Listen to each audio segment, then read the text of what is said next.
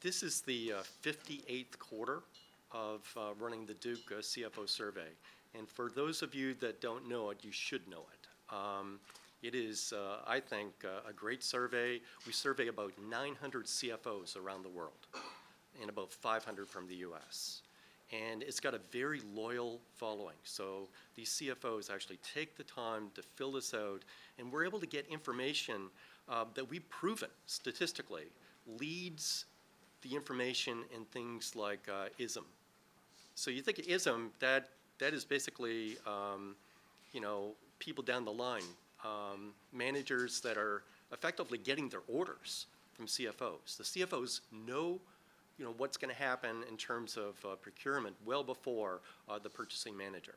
So we've got a lead of about 3 to 4, 5, 6 months on a lot of these PMI sort of surveys. So it came out recently, and the news is not good. So we saw a plunge in confidence that was close to historic. It was such a turnaround from the last survey that we actually did. And I guess some of the highlights, if I could talk about some of the highlights. One highlight was the sort of plans for employment. And the plans are over the next 12 months to hire, basically the increase is 0.7%, which is very small. And 0.7% is basically enough to keep the unemployment rate where it is right now. Okay, so naturally people come into the workforce, and 0.7% is not growth at all. So that's pretty discouraging. But we kind of dug deeper this time instead of just saying, what's your employment projection, what's your CapEx? The CapEx number was also not very exciting.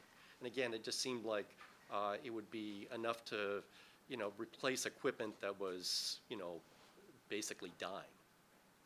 But what we asked was the following.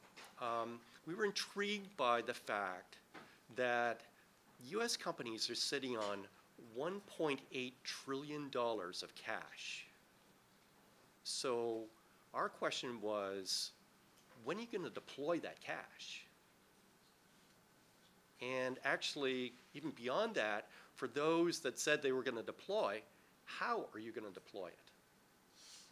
Okay, so what we found was that only half of the US CFOs, it was exactly half, 50%, said that they intended to deploy some of their cash next year. And the reasons that a lot of them would not deploy the cash were kind of what you expect: nervous about the economy, the increased uncertainty. They were worried about a second credit crunch, so they need to keep the cash for reserves. That's a different reason than kind of a traditional reason where you keep the cash hoard because you think there's going to be a great opportunity arising and you need to move quickly. It's very much precautionary and out of fear that they are hoarding this cash. So then we asked, well, of those people that are going to deploy the cash, where are you going to deploy it? And we found that 56% of them said that that cash would be allocated to CapEx. So that sounds good, but then we went even further and dug deeper. So what kind of CapEx is this going to be? Because there's CapEx, if we're interested in employment, there's CapEx that could increase employment, like building a new plant. You have to hire construction workers, you have to hire new workers to actually run the plant. And that type of employment goes out well into the future. Or it could be the sort of CapEx that actually reduces the need for certain workers. So it turns out that about 25% of that CapEx is going to be used for projects that would actually increase labor. Okay, so additional employment. But on the other hand, about 12% is going to be used to save labor. Okay, so if you do the math here, you've got all this money. Half the firms are going to deploy cash. 56% of that half are going to use it on CapEx. 25% are going to increase employment with that CapEx, and let's say 12% actually decrease employment. So you put all that together, and it does not bode well for the employment outlook.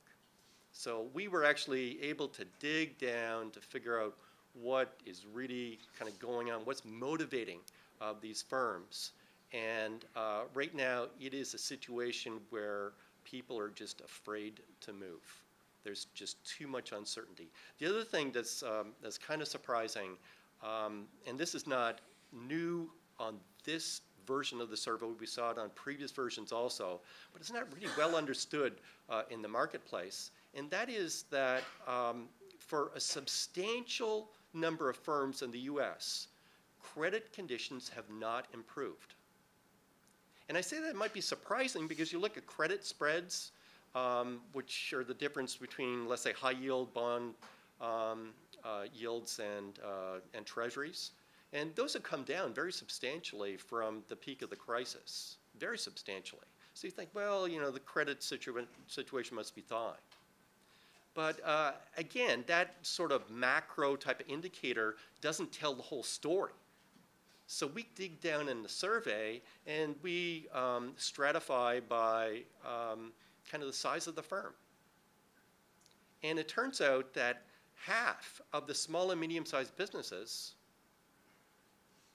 basically find no improvement in credit conditions over the last year.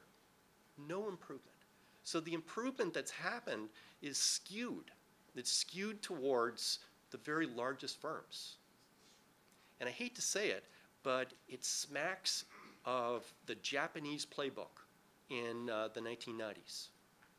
And their financial institutions were in terrible shape. And they propped them up, kept them going, and those financial institutions focused on lending, providing credit for the very largest firms in Japan. And the small and medium-sized firms got starved. And you know what happened. The fact is that small and medium-sized businesses generate employment growth. They account for over half of the employment growth in the economy. And that is not where we should be focusing the basic punishment of this financial crisis. So the skewing of credit availability for the largest firms is going to come back and bite us. It's kind of interesting that our survey, again, we actually are one of the very few surveys that gets the information from within the firm. The sort of surveys that the Federal Reserve and the FDIC use are based upon bankers, like financial institutions, providing data. So we're kind of in a unique position of seeing the sort of problems that small and medium-sized businesses are facing and the lack of availability of credit. Now, basically, the way I see it is the following. Because you might think, well, you can go out and get a loan. Maybe it's just the rate is too high. Well, it's not just the rate. And it is not just punitive covenants that might be attached to the loan. It's basically a company going into a bank and presenting a plan that they believe in, that's a good plan, that they have done the analysis, it's got a positive net present value, the risks are controlled, and they ask for a loan. And the bank says no. So why would the bank do that? The bank, you know, not all our banks, but a substantial number of our banks are in trouble. And again, it's kind of off the radar screen right now. There's, I think, 850 banks on the FDIC watch list right now, or as of August 31st. And many of those banks have been told not to make any new loans or to play the game of extend and pretend for the loans that are available that they've got on their books. So there's still serious problems within our financial sector, and until that starts to thaw out, we're going to be in a situation where firms just don't get the loans that they actually need. And that, I'm afraid, affects not just the non-farm payrolls, next month or initial claims for unemployment insurance next week, that actually hurts us in the long term. Because these projects are not a project for 1 week or 1 month. They could be multi-year projects, and they're not being funded. So we are putting ourselves on a path of very slow growth. And you don't see it all right now, but you will see it.